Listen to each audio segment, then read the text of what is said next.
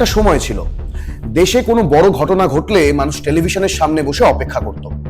কোন চ্যানেল কি বলছে, কোন অ্যাঙ্কার কি বিশ্লেষণ করছেন, সেখান থেকেই তৈরি হতো জনমত। কিন্তু যদি এমন একটা দিন আসে যেদিন লক্ষ লক্ষ মানুষ টেলিভিশনের বদলে বিশ্বাস করবে একটি সাধারণ মোবাইল ফোনকে, যেদিন প্রতিবাদকারীরাই হয়ে উঠবেন রিপোর্টার আর নিউজ রুমের বদলে খবর তৈরি হবে রাস্তার মাঝে দাঁড়িয়ে, 2026 সালের ককরোচ আন্দোলন ঘিরে ভারতের জনপরিসরে ঠিক এমনই এক পরিবর্তনের দাবি সামনে আসে। এটি শুধু প্রশ্ন ফাঁসের বিরুদ্ধে ক্ষোভের গল্প নয়, এটি তথ্যের নিয়ন্ত্রণ কার হাতে থাকবে সেই লড়াইয়েরও গল্প।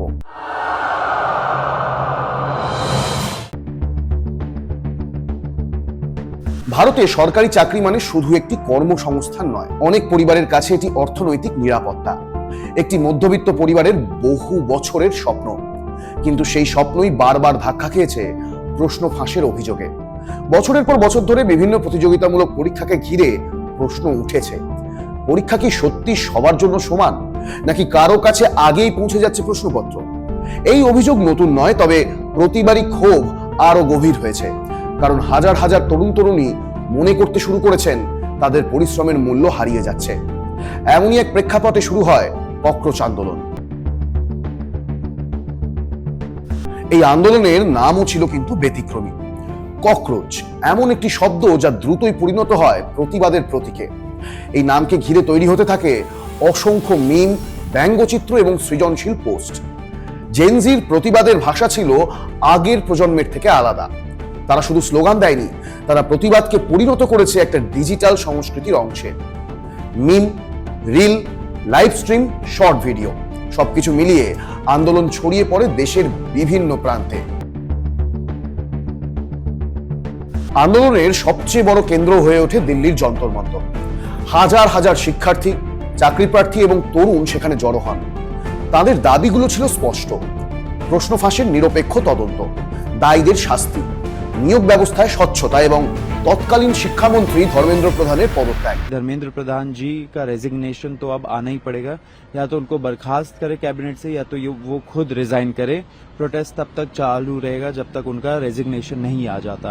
কিন্তু খুব দ্রুতই আন্দোলনের চরিত্র বদলে যেতে শুরু করে, কারণ প্রতিবাদকারীদের একাংশের অভিযোগ ছিল রাস্তার বাস্তবতা আর টেলিভিশনের পর্দায় দেখানো বাস্তবতার মধ্যে বিশাল ফারাক রয়েছে।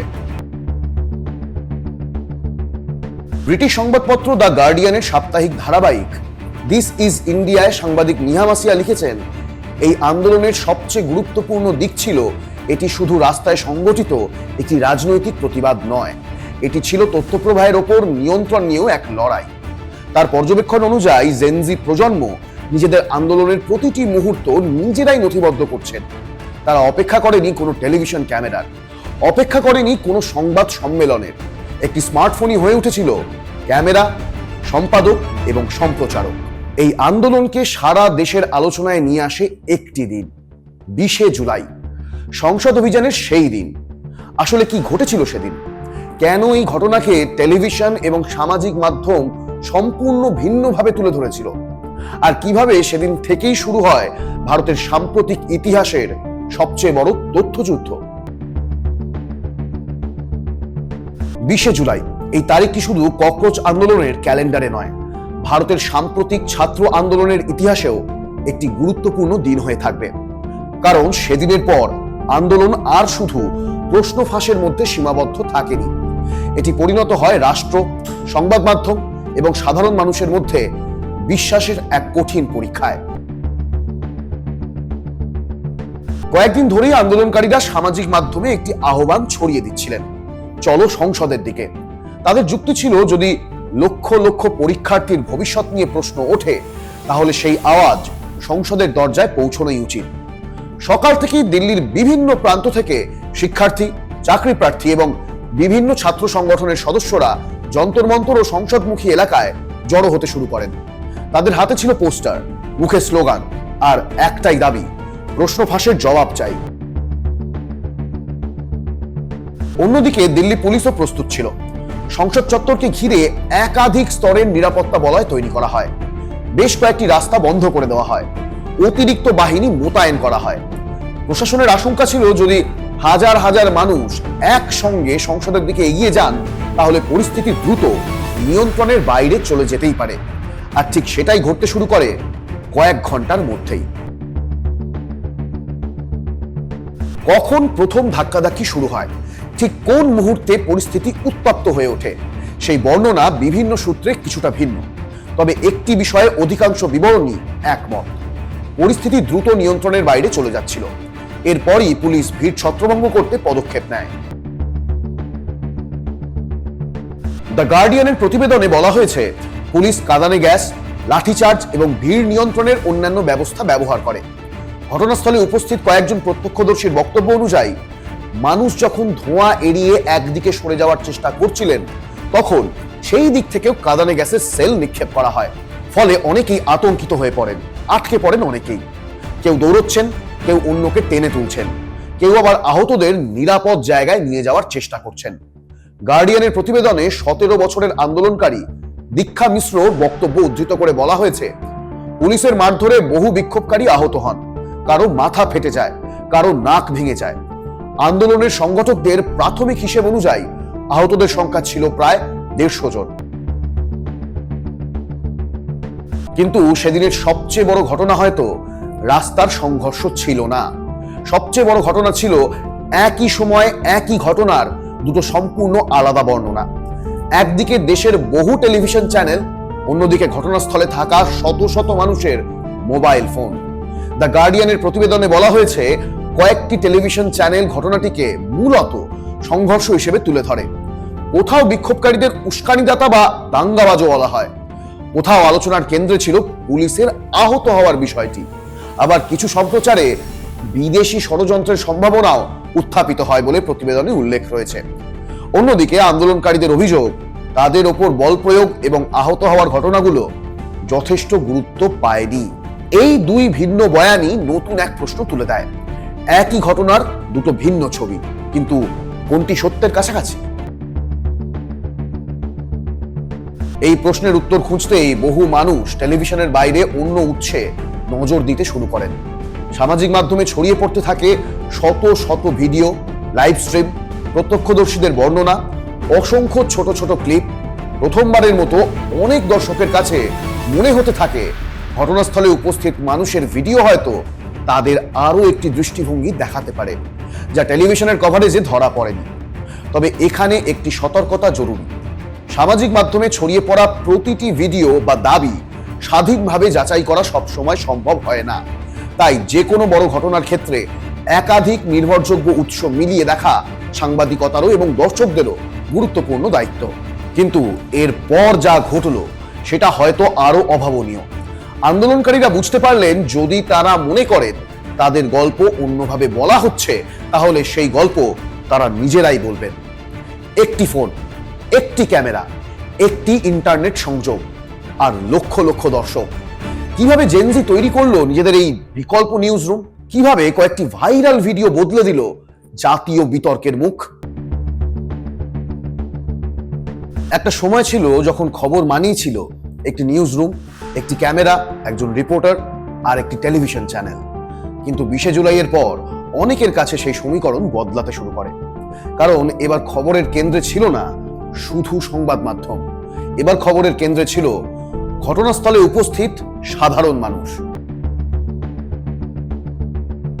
দ্য গার্ডিয়ানের সাংবাদিক নিহা মাসিয়া লিখছেন, এই আন্দোলনের অন্যতম বৈশিষ্ট্য ছিল জেনজি কেবল প্রতিবাদ করেনি, তারা নিজেদের আন্দোলনের প্রতিটি মুহূর্ত নিজেরাই নথিবদ্ধ করেছে। তারা অপেক্ষা করেনি কোনো অভিযানের, অপেক্ষা করেনি প্রাইম টাইম বুলেটিনের। যে মুহূর্তে কিছু ঘটেছে সেই মুহূর্তেই ভিডিও ধারণ করা হয়েছে। কয়েক সেকেন্ডের মধ্যেই তা পৌঁছে গেছে হাজার বা কখনো লক্ষ মানুষের কাছে। প্রথমবারের মতো বহু তরুণের কাছে স্মার্টফোন শুধু যোগাযোগের মাধ্যম নয়, একটি ক্যামেরা, একটি সম্পাদনা কক্ষ, একটি সম্প্রচার প্ল্যাটফর্মে পরিণত হয়েছে। এই আন্দোলনের আরেকটি বিশেষ দিক ছিল এর ভাষা।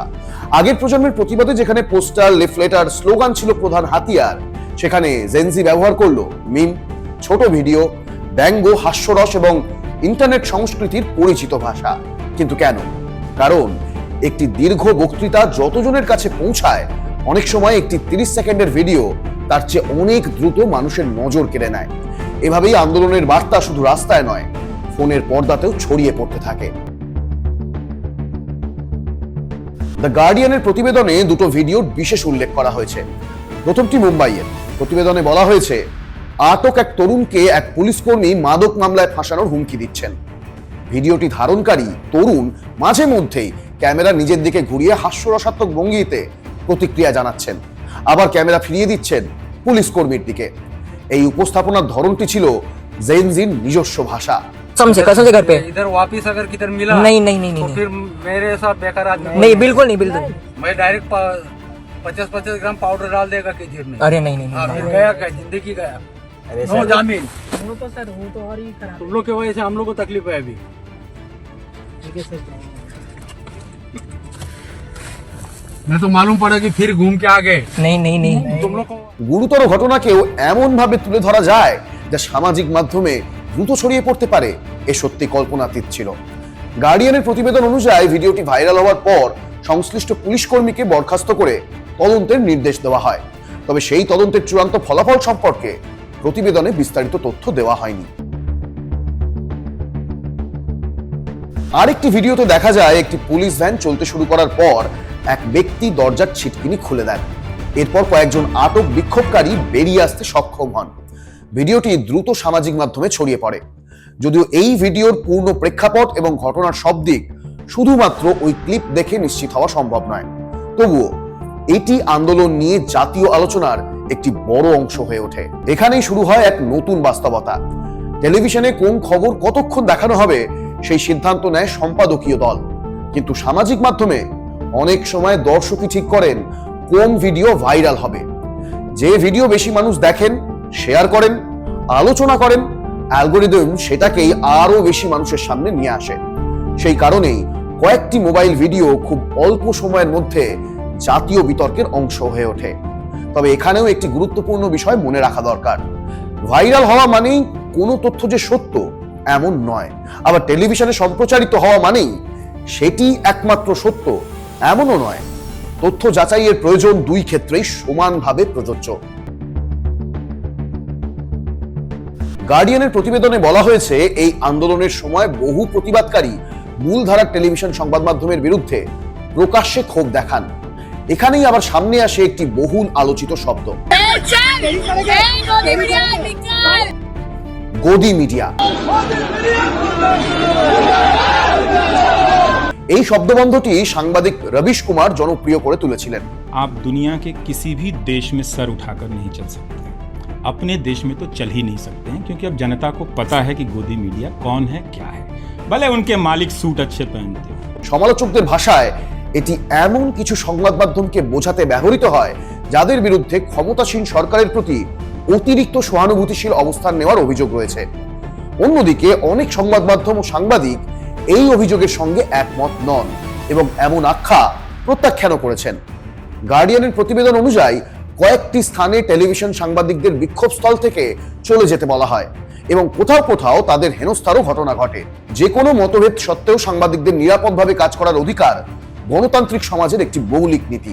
কিন্তু এই আন্দোলনের সবচেয়ে বড় প্রভাব কি শুধু সামাজিক মাধ্যমে সীমাবদ্ধ ছিল, নাকি বদলে যেতে শুরু করেছিল মানুষের সংবাদ দেখার অভ্যাসও? কেন একজন প্রবীণ দর্শক টেলিভিশনের বদলে 1 ঘন্টার ইউটিউব মাঠ রিপোর্ট দেখতে বেছে নিলেন? কেন পরিচালক বিবেক অগ্নিহোত্রী বললেন বিশ্বাসযোগ্যতা কৃত্রিমভাবে তৈরি করা যায় না? আর কেন লেখক রিয়া চোপড়া এই ঘটনাকে ভারতের সংবাদ মাধ্যমের জন্য আত্মসমালোচনার মুহূর্ত বলে মনে করেন? সেই উত্তর আমরা খুঁজব।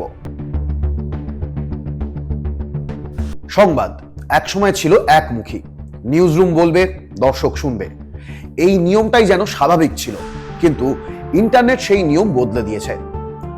আজ দর্শক শুধু সংবাদ গ্রহণ করেন না, তারা প্রশ্ন করেন, তারা নিজেরাই ভিডিও করেন, তথ্য যাচাই করেন এবং অনেক ক্ষেত্রে নিজেরাই সংবাদ তৈরি করেন।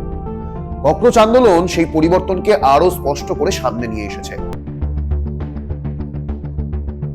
গার্ডিয়ানের বিশ্লেষণে একটি গুরুত্বপূর্ণ বিষয় উঠে এসেছে।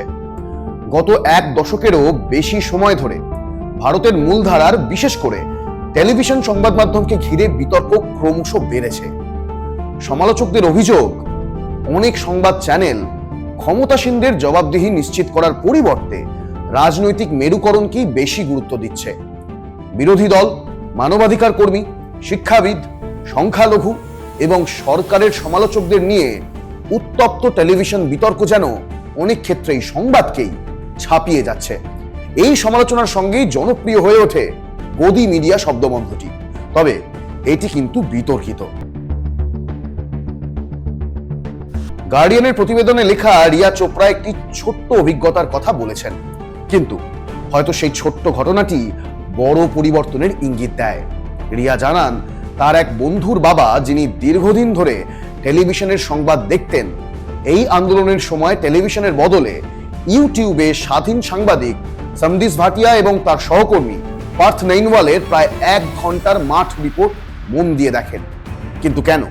কারণ তার পরিচিত অনেক তরুণ-তরুণী নিজেরাই এই আন্দোলনের সঙ্গে যুক্ত ছিলেন। তাই তিনি জানতে চেয়েছিলেন ঘটনাস্থলে আসলে কি ঘটেছিল। এই উদাহরণটি হয়তো দেখায় পরিবর্তন শুধু জেনজির মধ্যে সীমাবদ্ধ নয়, বরং সংবাদ দেখার অভ্যাসটাও ধীরে ধীরে বদলাতে শুরু করেছে। গার্ডিয়ানের প্রতিবেদন অনুযায়ী ধর্মেন্দ্র প্রধানের পদত্যাগের পর সরকারের সমর্থক হিসেবে পরিচিত কয়েকজন ব্যক্তিও টেলিভিশন সংবাদ মাধ্যম নিয়ে প্রকাশ্যে প্রশ্ন তোলেন। তাদের মধ্যে ছিলেন চলচ্চিত্র পরিচালক বিবেক অগ্নিহোত্রী। তিনি সামাজিক মাধ্যমে লেখেন, television has lost public trust. এরপর তিনি আরো লেখেন, you can't stop Gen Z by controlling social media because credibility can't be manufactured. এই মন্তব্য দ্রুত ভাইরাল হয়ে যায়। তবে এটিও মনে রাখা জরুরি, এটি কিন্তু বিবেক অগ্নিহোত্রীর ব্যক্তিগত মতামত, এটা কোনো প্রমাণিত তথ্য নয়। কিন্তু এখানে একটি বড় প্রশ্ন রয়েছে। টেলিভিশনের সীমাবদ্ধতা থাকতেই পারে, কিন্তু সোশ্যাল মিডিয়া কি সবসময় নির্ভুল? উত্তর না, কখনোই না। কারণ সোশ্যাল মিডিয়ায় তথ্য যেমন দ্রুত ছড়ায়, তেমনি গুজবও কিন্তু দ্রুত ছড়ায়। আবার টেলিভিশনে সম্পাদকীয় যাচাইয়ের ব্যবস্থা থাকে, আইনি জবাবদিহি থাকে, সাংবাদিকতার পেশাগত মানদণ্ড থাকে। অর্থাৎ দু ক্ষেত্রেরই শক্তি আছে, আবার দু ক্ষেত্রেরই দুর্বলতা আছে। তাই একজন সচেতন দর্শকের কাজ হলো একটি মাত্র উৎসের ওপর নির্ভর না করে একাধিক নির্ভরযোগ্য সূত্র মিলিয়ে দেখা। রিয়া চোপড়া মনে করেন, এই পরিবর্তনে ভারতের সংবাদ মাধ্যমের জন্য একটি আত্মসমালোচনার সুযোগ এসেছে। তিনি লিখেছেন, যদি স্বাধীন সাংবাদিক, নাগরিক প্রতিবেদক এবং ঘটনাস্থল থেকে সরাসরি তথ্য তুলে ধরা নির্মাতারা ধারাবাহিকভাবে জাতীয় গুরুত্বপূর্ণ বিষয়গুলো কভার করতে পারেন, তাহলে ভবিষ্যতে মূলধারার সংবাদ মাধ্যমের একচেটিয়া প্রভাব আরো কমে যেতে পারে। কিন্তু এটি টেলিভিশনের শেষ নয়, বরং এটি হয়তো এমন এক সময়ের শুরু যেখানে টেলিভিশন, ডিজিটাল মিডিয়া এবং নাগরিক সাংবাদিকতা তিনটেই আরো বেশিভাবে জবাবদিহিমূলক হিসেবে কাজ করতে শুরু করবে। ককরোচ আন্দোলন শেষ পর্যন্ত কেবল একটি রাজনৈতিক আন্দোলনের গল্প নয়, এটি বিশ্বাসের গল্প, এটি তথ্যের গল্প, প্রযুক্তির গল্প এবং একটি প্রজন্মের গল্প, যারা বলছে আমাদের গল্প আমরা নিজেরাই বলবো। কিন্তু গণতন্ত্রের সবচেয়ে বড় প্রশ্নটি এখনো একই রয়ে যায়, কেউ কি বলল সেটি সত্যি নয়, কি সত্য সেটাই সবচেয়ে গুরুত্বপূর্ণ। আর সেই সত্যের কাছে পৌঁছানোর একমাত্র পথ প্রশ্ন করা, যাচাই করা এবং একাধিক নির্ভরযোগ্য উৎস থেকে তথ্য মিলিয়ে দেখা। সম্ভবত ককরোচ আন্দোলনের সবচেয়ে বড় শিক্ষা সেটাই। আচ্ছা, আপনার কি মনে হয়, সংবাদ মাধ্যমের ভবিষ্যৎ কি টেলিভিশন, নাকি স্বাধীন সাংবাদিকতা, নাকি দুটোরই সমন্বয়ে তৈরি হবে আগামী দিনের তথ্য জগৎ? কমেন্টে আপনার মতামত লিখুন। ভিডিওটি ভালো লাগলে লাইক করুন, শেয়ার করুন। এমন গভীর বিশ্লেষণধর্মী প্রতিবেদন পেতে আমাদের চ্যানেলটি সাবস্ক্রাইব করতে ভুলবেন না কিন্তু। আমি দীপ্তজিৎ রায়চৌধুরী, আপনারা দেখছেন দ্য বাংলা স্ফিয়ার। দেখা হচ্ছে পরবর্তী প্রতিবেদনে। ভালো থাকবেন, সুস্থ থাকবেন। ধন্যবাদ, শুভরাত্রি।